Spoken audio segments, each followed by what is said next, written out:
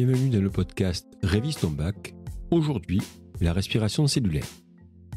Bonjour à tous et bienvenue dans Révise ton bac, le podcast qui t'aide à réussir tes épreuves de SVT sans prise de tête.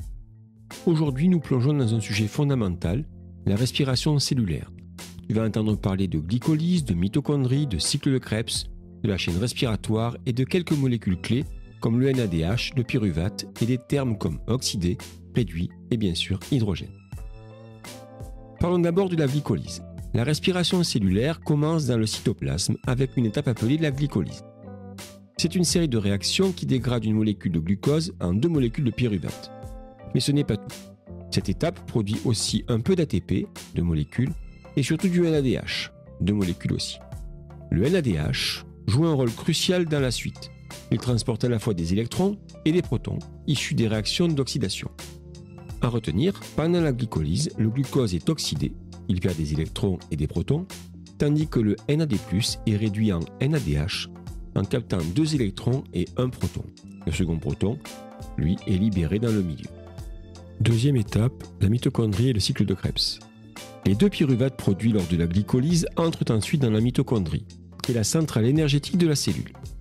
C'est là que se déroule le cycle de Krebs dans la matrice mitochondriale.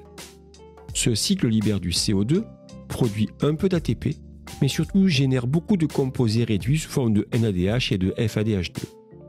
Ces molécules sont riches en électrons et en protons qu'elles transportent vers la chaîne respiratoire. Point clé, dans chaque réaction du cycle de Krebs, des composés carbonés sont oxydés. Ils perdent des électrons et des ions hydrogène. Ces derniers sont captés par le NAD+, ou le FAD, qui sont ainsi réduits en NADH et FADH2. Dernière partie, la chaîne respiratoire. Direction maintenant la membrane interne de la mitochondrie. C'est là que se trouve la chaîne respiratoire. Elle est constituée d'une série de complexes protéiques qui transfèrent les électrons du NADH vers le dioxygène. Chaque fois qu'un NADH est oxydé, il libère deux électrons et un proton. Ces électrons passent de complexe en complexe et cette énergie permet de pomper des protons de la matrice vers l'espace intermembranaire. Un gradient de protons est alors créé.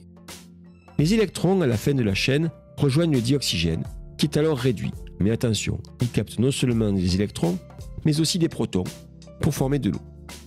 Il faut retenir que donc, le NADH est oxydé, il libère deux électrons et un proton. Le dioxygène est réduit, il capte 4 électrons et 4 hydrogènes pour former de l'eau.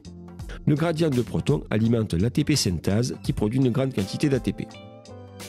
En conclusion, pour récapituler, la respiration cellulaire comprend 3 grandes étapes. La glycolyse dans le cytoplasme, le cycle de Krebs dans la mitochondrie, la chaîne respiratoire dans la membrane mitochondriale interne. C'est un processus en 3 temps où le glucose est oxydé progressivement. Il perd des électrons et des protons. Ces derniers sont transférés par le NADH jusqu'au dioxygène, qui est réduit en eau. Ce transfert permet la synthèse d'ATP, la principale source d'énergie cellulaire. Pour ton bac, révise bien ces mots-clés.